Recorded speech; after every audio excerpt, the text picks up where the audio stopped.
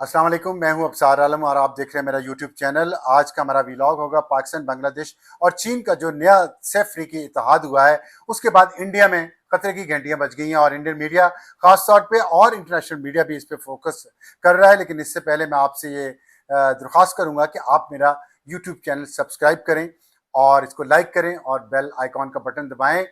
और आज हम जिस अहम मौजू पे व्लॉग कर रहे हैं इसकी अहमियत इसलिए भी ज़्यादा है कि आज ही पाकिस्तान के नायब वज़ीर आज़म और वज़ीर ख़ारजा इसहाक़ डार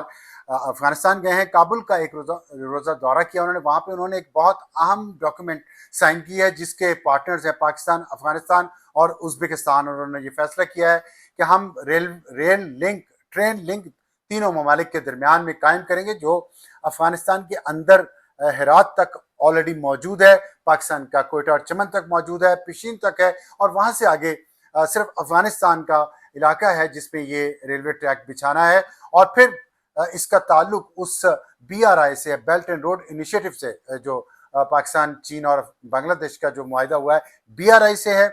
और इस जो आज अफगानिस्तान और उज़्बेकिस्तान से हुआ है इसका ताल्लुक CPEC से है। और BRI और CPEC दोनों में चीन और पाकिस्तान जो हैं वो एलाए हैं, वो इत्तेहादी हैं। तो इससे आप सोच सकते हैं कि बांग्लादेश से लेके अगर सेंट्रल एशिया और मॉस्को तक पाकिस्तान और चीन तजारत को और कॉमर्स को फ़रोग़ देना चाहते हैं, इस खित्ते की इकॉनमी को बेहतर करना चाहते हैं, तो दोनों मेन पार्टनर इसके चीन और पाकिस्तान है। उसमें इंडिया की कोशिश की जा रही है कि इंडिया भी उसमें शामिल हो जाए। लेकिन जो मोदी की हुकूमत है उसके ऑब्जेक्टिव्स कुछ और हैं और इसी वजह से आपको ये मैं बताना चाहता हूँ कि इसका थोड़ा सा बैकग्राउंड क्या है। जो पाकिस्तान, चीन और बांग्लादेश का जो मुआहिदा हुआ है, और आज के दिन दो बड़ी खबरें, जैसे मैंने आपको बताया कि एक तो पाकिस्तान, अफगानिस्तान और उज़्बेकिस्तान का जो गवादर से सी पोर्ट है पाकिस्तान की, वहाँ से ट्रेन में सामान जाएगा और अफगानिस्तान से गुजर के उज़्बेकिस्तान और तमाम सेंट्रल एशिया और रशिया तक जाएगा और वहाँ से सामान वापस आके गवादर से दूसरे मुल्कों को जाएगा। इसलिए इस मुआहिदे की बड़ी अहमियत है। और आज ही ये खबर आई है कि अमेरिका के सदर ट्रंप सितंबर के महीने में, मिडल ऑफ सितंबर, क्योंकि 17 सितंबर से 19 सितंबर तक उनका यूके का दौरा है, या उससे पहले ही उसके बाद वो पाकिस्तान के दौरे पर आएंगे और इस दौरान वो इंडिया के दौरे पर भी जाएंगे। और इंडिया के दौरे में वो एक क्वाड कॉन्फ्रेंस वहाँ पे शेड्यूल हो रही है जिसकी अभी तारीखें तय नहीं हुई। उनकी तारीखें तय होने के बाद वो क्वाड कॉन्फ्रेंस भी होगी और उसमें शिरकत करेंगे। उसके मेंबर कौन कौन है? उसके मेंबर है America, India, Japan and Australia. और अब जो मैं आपको ये जो क्वाड कॉन्फ्रेंस हो रही है, ये बड़ा की लिंक है जो आज इंडियन मीडिया मुसलसल इस चीज़ को उछाल रहा है। पाकिस्तान, चीन और बांग्लादेश के दरमियान जो सैफ अफ्रीकी मुआहिदा हुआ है, ये हुआ 19 जून को। कुनमिंग एक चीन का शहर है, वहाँ पे मीटिंग हुई और तीनों मुल्कों के सफारतकारों ने वहाँ एक तस्वीर खिंचवाई और एक ट्राइलेटरल इत्तेहाद कायम किया ट्रेड एंड कल्चरल कोऑपरेशन के लिए। लेकिन उसके बाद 19 जून को ये हुआ है, 8 जुलाई तक इस पे कोई नेगेटिव बात कहीं से नहीं की गई। लेकिन अचानक जो इंडिया के CDS हैं, chief of defence staff Anil Chauhan, उन्होंने वहाँ पे खिताब किया न्यू दिल्ली में। और उन्होंने उस खिताब में वहाँ पे एक रिसर्च फाउंडेशन है, ऑब्जर्वर रिसर्च फाउंडेशन दिल्ली, वहाँ पे उन्होंने खिताब किया। और उस खिताब के दौरान उन्होंने कहा कि ये जो इत्तेहाद हुआ है, 8 जुलाई की ये बात है, 19 जून को ये हुआ था, तो 8 जुलाई को उन्होंने कहा ये जो इत्तेहाद बना है ना, ये इंडिया के खिलाफ बना है और इससे इंडिया की सिक्योरिटी को सख्त खतरात लाक हो गए हैं और इंडिया को अब नए सिरे से अपनी सिक्योरिटी पैराडाइम जो है उसको स्ट्रेटेजाइज करना पड़ेगा, उसको शिफ्ट करना पड़ेगा। और जैसे ही उन्होंने ये बात की, अब अनिल चौहान का बात करना, ये मैं बताऊंगा आपको क्यों अहम है अभी थोड़ी देर में। लेकिन जैसे ही अनिल चौहान साहब ने ये बात की है, इंडियन मीडिया इसके पीछे पड़ गया है और इसके साथ ही इंटरनेशनल मीडिया ने भी इस पर फोकस किया, खास तौर पे वो वेस्टर्न मीडिया जो अमेरिका की तरफ जिसका झुकाव है, जैसे द डिप्लोमेट एक अमेरिकी जरीदा है और अल जजीरा TV चैनल, वहाँ पे उनका भी अमेरिका के साथ इत्तेहाद है। तो उन्होंने इस चीज़ पे फोकस किया और बांग्लादेश पे इतना प्रेशर आया कि बांग्लादेश के जो मिनिस्टर हैं फॉरेन अफेयर्स के, उन्होंने ये बयान दिया है, स्पोक्स पर्सन ने, सॉरी, उन्होंने ये बयान दिया है कि ये बांग्लादेश किसी ब्लॉक का हिस्सा नहीं बनने जा रहा, क्योंकि तासुर ये दिया गया अनिल चौहान साहब की पूरी तकरीर में कि एक ब्लॉक बन गया है जिसमें पाकिस्तान, चीन और बांग्लादेश शामिल हो चुके हैं اور شاید نیپال اور سری لنکا بھی شامل ہو جائیں، تو انڈیا کو تنہ تنہا کرنے کی کوشش کی جا رہی ہے اس خطے میں۔ اس لیے جب یہ بات ہوئی تو بنگلہ دیش نے اس پہ کلیریفیکیشن جاری کی کہ وہ کسی بلاک کا حصہ نہیں بننا چاہ رہے، وہ اپنے آپ کو غیر جانبدار رکھیں گے، وہ صرف ٹریڈ اینڈ کلچرل کوآپریشن میں انٹرسٹڈ ہیں اور وہ وہی کریں گے۔ اور ظاہر ہے بنگلہ دیش کی طرف سے اچھی سفارتکاری کا مظاہرہ کیا گیا، لیکن اس سے یہ پتہ چل رہا ہے ہمیں کہ انڈیا کے اندر کتنا اس بات پر تشویش پائی جاتی ہے کہ انیل چوہان صاحب کو یہ کہنا پڑا۔ اور یہ کیوں کہا انیل چوہان صاحب نے؟ اس کی وجہ یہ ہے کہ جو پریزیڈنٹ ٹرمپ کے دورے کا اعلان ہوا ہے، وہ چاہتے ہیں کہ اسکواڈ، کیونکہ کواد جو ہے اب تقریباً ایک ڈیڈ باڈی ہے اس وقت، جب سے پاک بھارت جنگ کے بعد اور ٹرمپ کے اقتدار میں آنے کے بعد ٹرمپ نے کوئی انٹرسٹ شو نہیں کیا کواد کو بہتر کرنے میں، مضبوط کرنے میں، کیونکہ انہوں نے دیکھ لیا ہے کہ اگر ہم انڈیا کو کھڑا کرنا چاہتے ہیں چین کے مقابلے میں ایشیا پیسیفک ریجن میں، تو اس کی ٹھکائی تو پاکستان نے اتنی کر دی ہے، تو ہم اس کو انڈیا کو اس ریجن کا بلی کیسے بنا پائیں گے؟ تو میرا خیال ہے اس وجہ سے اب کواد کی جو کانفرنس ہونی ہے اس کے کچھ مثبت نتائج لینے کے لیے اس میں سے، اور اس کو کامیاب بنانے کے لیے امریکی صدر ٹرمپ کی توجہ کواد کی طرف دلوانے میں، اس کو اہمیت دلوانے میں یہ شور انڈیا نے شروع کیا ہے کہ پاکستان، چین اور بنگلہ دیش کا جو اتحاد بن رہا ہے یہ اس کے خلاف ہے اور اس کی سیکورٹی کو سخت خطرات لاحق ہو گئے ہیں۔ اس لیے کواد کے موقع پہ یہ بات اچھالی گئی، اور اس کے پیچھے وہی مودی کا ہندوتوا نظریہ، وہ کیوں، وہ اس کی وجہ میں بتاتا ہوں کہ مودی کا ہندوتوا نظریہ جو ہے وہ دو ان کے بہت قریبی ساتھی ہیں، ایک امت شاہ جو انٹیریئر منسٹر ہیں، راج ناتھ سنگھ جو ڈیفنس منسٹر ہیں، اور چوتھے ان کے اجیت ڈوول جو نیشنل سیکیورٹی ایڈوائزر ہیں۔ اور وہ نیشنل سیکیورٹی ایڈوائزر کے ساتھ ساتھ ان کا اس وقت جو کردار ہے وہ تقریباً ڈپٹی پرائم منسٹر کا ہے انڈیا میں، وہ بائی پاس کر رہے ہیں تمام آرمی کی کمانڈ کو بھی اور ڈیفنس منسٹر کو بھی شاید، اور وہ خود مودی کے ساتھ مل کے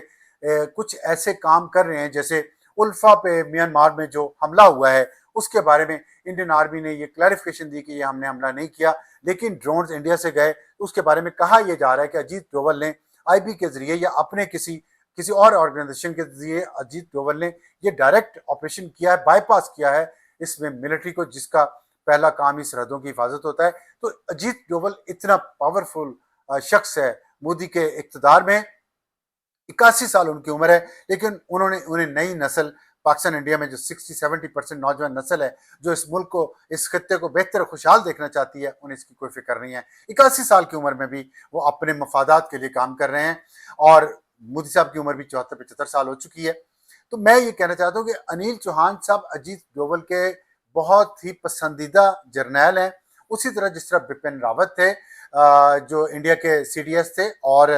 وہ ایک ہیلی کاپٹر کریش میں 2021 میں وہ مارے گئے، اور بپن جو تھے وہ اس سے پہلے آرمی چیف، ان کو بنایا گیا، 2 سینئر لیفٹیننٹ جنرل کو سپر سیڈ کیا انہوں نے بپن راوت نے، کیونکہ وہ بھی چوزن تھے اجیت ڈوول کے، اور اجیت ڈوول کے چوزن بپن راوت اور انیل چوہان کیوں ہیں؟ کیونکہ ان کا تعلق گڑھوال، ضلع گڑھوال سے ہے، ضلع گڑھوال کا تعلق، اجیت ڈوول کا بھی تعلق گڑھوال سے ہی ہے، اور گڑھوال جو ہے وہ ضلع ہے اتراکھنڈ کا، تو اتراکھنڈ سے یہ تینوں بپن راوت، انیل چوہان اور اجیت ڈوول، تو اس لیے اجیت ڈوول نے اس کے باوجود کہ بپن راوت جب ریٹائر ہو گئے تو ایک نیا عہدہ تخلیق کیا گیا، آرمی چیف تھے وہ ریٹائر ہوئے تو نیا عہدہ تخلیق کیا گیا سی ڈی ایس کا، چیف آف ڈیفنس اسٹاف، جس کا پہلا سربراہ بپن راوت کو بنایا گیا، وہ ہیلی کاپٹر حادثے میں ہلاک ہوئے، تو اس کے بعد 9 مہینے تک یہ پوسٹ خالی رہی۔ اس دوران جو دوسرے فیورٹ تھے انیل چوہان صاحب، وہ ریٹائر ہو چکے تھے، گھر جا چکے تھے، لیکن اجیت ڈوول نے ان کو نیشنل سیکورٹی ایڈوائزر لگایا، اپنے نیشنل سیکورٹی ایڈوائزر کا انہوں نے اس کو ایڈوائزر لگایا، اور جب تک رولز میں تبدیلی نہیں کی کہ ایک ریٹائرڈ جنرل کو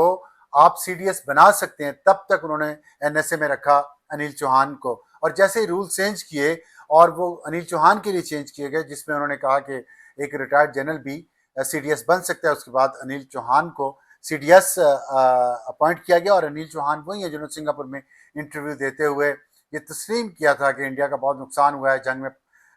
پاکستان کے خلاف، اور اس میں اس کے طیارے بھی گرے ہیں، اور دوسرا نقصان بھی انہوں نے مانا تھا، یہ وہی ہیں انیل چوہان صاحب، تو انہوں نے یہ بیان دیا، اور یہ مودی سرکار کا ایک نیا ایک اسٹریٹجی ہے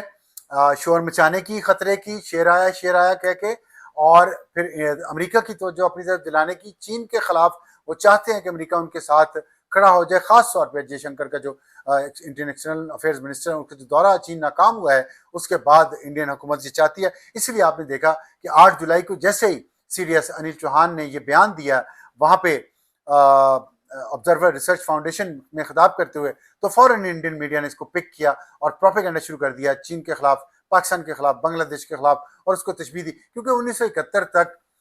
پاکستان اور چین کے درمیان ایسا ایک اسٹریٹجک معاہدہ تھا، اور اس کی وجہ یہ تھی کہ بنگلہ دیش جو ہے اس وقت تک مشرقی پاکستان تھا،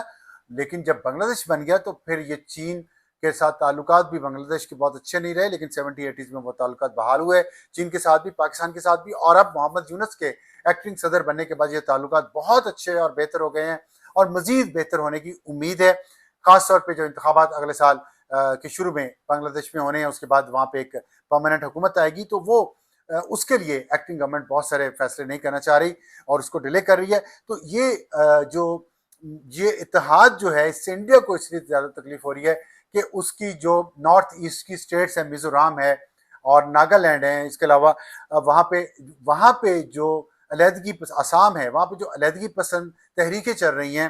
اس کے ان گروپس کو بنگلہ دیش کے اندر سے مدد ملتی رہی ہے ماضی میں، اور بنگلہ دیش نے انڈیا کو ایکسس بھی دی، اور ابھی جو الفا پہ حملہ کیا میانمار میں، وہ بھی انڈیا کی نارتھ ایسٹرن اسٹیٹس میں جو علیحدگی کی تحریکیں چل رہی ہیں ان کو امداد وہاں سے جا رہی ہے، اور اس کا الزام بھی انڈیا پاکستان پہ اور چین پہ لگاتا ہے۔ تو اس کا خیال ہے کہ اگر بنگلہ دیش بھی ان دونوں کے ساتھ چلا گیا تو یہ جو نارتھ ایسٹ ہے اس میں جو تحریکیں علیحدگی کی چل رہی ہیں وہ بہت مضبوط ہو جائیں گی، اور انڈیا سے وہ 6 ریاستیں الگ ہو سکتی ہیں۔ اور اس کی وجہ یہ ہے کہ جو چکن نیک ہے، یہ چکن نیک کا کانسیپٹ بھی بڑا مزیدار ہے، اور اس میں انڈیا کو یہ فکر ہے کہ اس کی چکن نیک جو ہے سلی گزی کا جو کوریڈور ہے وہ مغربی بنگال میں، اور وہ بالکل ایک چھوٹی سی پٹی ہے جو بھوٹان، نیپال اور انڈیا کے درمیان ہے، اور وہاں سے بنگلہ دیش کے درمیان ہے، اور وہاں سے ایک راستہ جو ہے پورے انڈیا سے ان تمام ریاستوں کو ملاتا ہے، اور اگر وہاں پہ وہ الگ ہو گئے انڈیا سے تو وہ 6 ریاستیں آٹومیٹکلی، اگر چکن نیک سے پکڑ لیا کسی بھی ملک نے انڈیا کو، تو انڈیا کی وہ 6 ریاستیں الگ ہو جائیں گی۔ اس وجہ سے وہاں پہ یہ زیادہ شور مچایا جا رہا ہے کہ انڈیا کی سیکیورٹی کے خطرات کو ابھارا جا رہا ہے، تاکہ جنگی کیفیت بنی رہے، مودی اپنی سیاست کرتے رہیں، سیاست کے لیے فوج کو استعمال کرتے رہیں، علاقے کے امن کو تباہ کرتے رہیں، اور اس خطے میں وہ امن نہ آنے دے، جنگ کا ماحول بنا کے رکھیں گے تو مودی کو سیاست میں کامیاب ہوگی۔ اسی طرح جس طرح نیتن یاہو اپنا دور حکومت ختم ہونے کے باوجود ابھی تک اقتدار سے اسی لیے چمٹا ہوا ہے کہ اس نے غزہ پہ حملے کیے مسلسل، اور جنگ کا ماحول بنایا ہوا ہے، ایران پہ حملہ کیا، شام پہ اب حملہ کر دیا، لبنان پہ حملہ کیا، تو ایک ماحول جنگی بنا کے اس میں اسرائیل کے وزیر اعظم نیتن یاہو اپنے اقتدار کو دوام دے رہا ہے۔ یہی فارمولہ مودی صاحب نے اپنایا ہوا ہے، لیکن ان سب کی عمریں 80 سال کے قریب ہیں، کسی کو نہیں یہ یاد رہتا کہ انہوں نے چلے جانا ہے اس دنیا سے، اور یہاں پہ ینگ جنریشن کے لیے پیچھے وہ کیا چھوڑ کے جا رہے ہیں، اس پہ غور کریں، بجائے اس کے کہ جنگی ماحول بنائے رکھیں۔ اور اس طرح ایک کنمنگ میں جو میٹنگ ہوئی ہے جس میں کلچرل اور ٹریڈ ڈیولپمنٹ کی بات ہوئی ہے، اب بھی اس کا حصہ بنے، انڈیا کو بھی چاہیے کہ اس کا حصہ بنے، انڈیا کو بھی چاہیے کہ سارک کے متبادل جو پاکستان اور چین بنا رہے ہیں، انڈیا اس کا حصہ بنے، نہ کہ اس کا بائیک آؤٹ کر کے امریکہ کی طرف دیکھتا رہے۔ اور انڈیا کے اندر سے بہت ساری آوازیں اس کے خلاف اٹھ رہی ہیں، جو انڈیا مسلسل امریکہ اور ویسٹ کی طرف اپنے مفادات کے لیے دیکھ رہا ہے۔ تو یہ تھا ہمارا آج کا ولاگ، اور اس پہ آپ کے تبصرے کا انتظار رہے گا، اور ہمارے چینل سبسکرائب کریں۔ آج کے لیے اتنا ہی، خدا حافظ۔